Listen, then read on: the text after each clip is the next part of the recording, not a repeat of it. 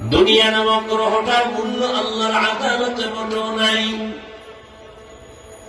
তো কেন আল্লাহ পাঠাইছে?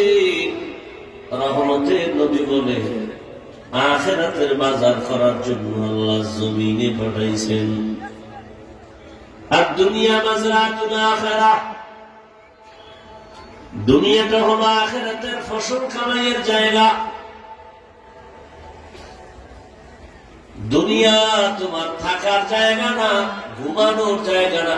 এজন্যই তো দুনিয়া নামক গ্রহটা আল্লাহ বানাইয়া প্রথম একটা ঘর বানাইলেন, বাইতুল্লাহ। কি বানাইছেন?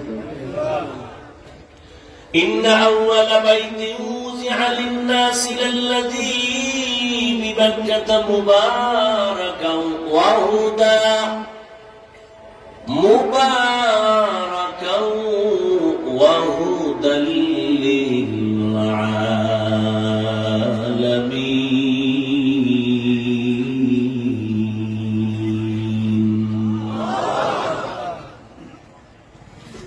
জমিন আল্লাহ বানানোর পর একটা ঘর বানাইলেন, ইবাদতের ঘর, হেদায়েতের ঘর।